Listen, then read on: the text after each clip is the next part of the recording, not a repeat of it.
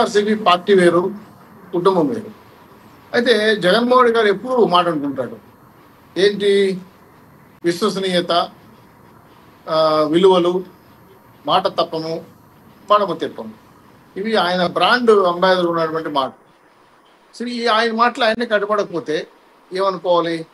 సరే, వైఎస్ షర్మిల గారు జగన్మోహన్ రెడ్డి గారి మధ్యలో సంబంధం, అన్నా చెల్లెలు అయినారు, అది కుటుంబం. అయితే ఆవిడ వైఎస్ఆర్సీపీ పార్టీని డెవలప్ చేయడం కోసం చాలా త్యాగాలు చేసింది. పాదయాత్రే కాదు, పార్టీ ఆయన జైల్లో ఉన్నాడు, పార్టీ వండి చేత నడిపింది. ఇవన్నీ కూడా రాజకీయ పక్షంగా ఆవిడ మళ్ళీ కూడా బయట వెళ్ళిపోయినా కూడా నమ్మకం లేక తెలంగాణలో ఇంకో పార్టీ పెట్టింది, మళ్ళీ కాంగ్రెస్లో మేనేజ్ చేసింది. ఇప్పుడు మళ్ళీ ఆంధ్ర రాష్ట్రానికి ఆమె ఆంధ్రప్రదేశ్ అధ్యక్షురాలుగా ఉంది కాంగ్రెస్ పార్టీ.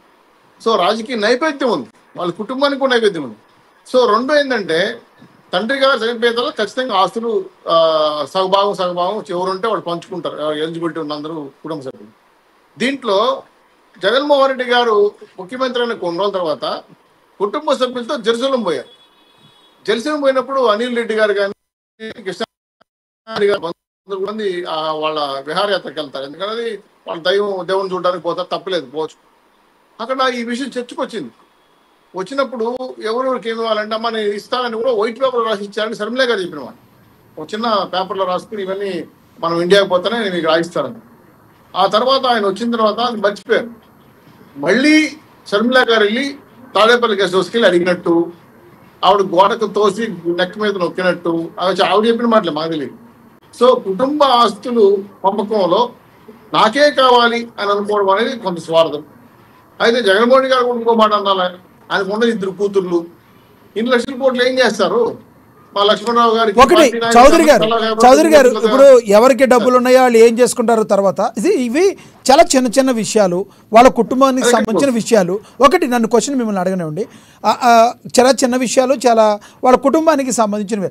ఇంత చిన్న చిన్న కుటుంబ సమస్యల్ని కోర్టు దాకా తీసుకొచ్చి ఇలాంటివి తీసుకొచ్చిన నేతలు ఎవరైనా జగన్మోహన్ రెడ్డి గారు రేపొద్దున రాష్ట్ర ప్రజలకు సమాధానం ఎలా చెప్తారంటారు?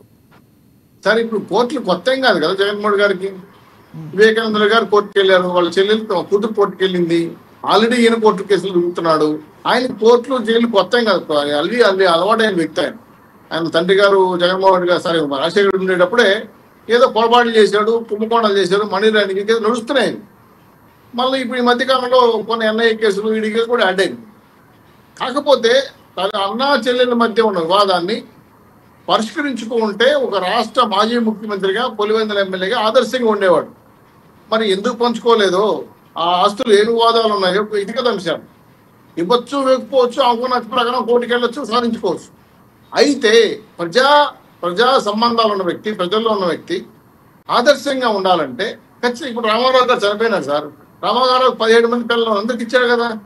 అలాగే రోసయ్య గారు కూడా చనిపోయారు, ఆయన పిల్లలకి ఇచ్చారు కదా. చాలా మంది రాజకీయ నాయకులు ముందే కూడా, అంతేందుకు మా జిల్లాలో మా ముఖ్య నాయకుడు ఒక ఆయన ముద్దుకృష్ణ గారు ఉన్నారు, ఆయనకు ఆరోగ్యం బాగా కూడా వచ్చింది. కుటుంబ సభ్యులందరూ పిలిచి రిజిస్ట్రేషన్ చేశాడు అందరు, నాకు ఎట్లా పరిస్థితి బాగాలేదు, ఏమవుతుందో తెలియదు. అట్లా చాలా మంది నాయకులు ఆదర్శంగా ఉంటారు. అలా ఉండాలని కోరుకునేది నేను కూడా ఒకడు.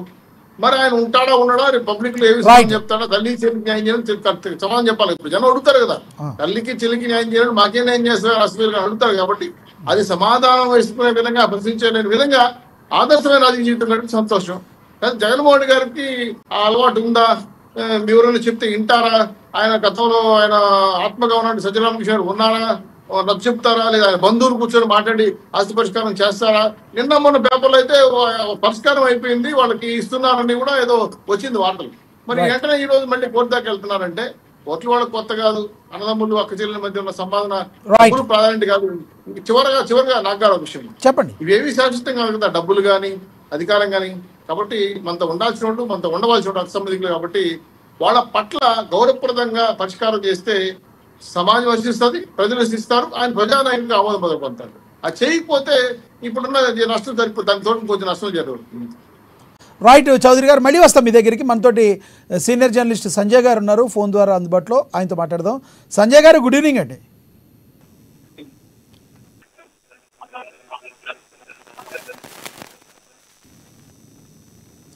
సంజయ్ గారు, మీ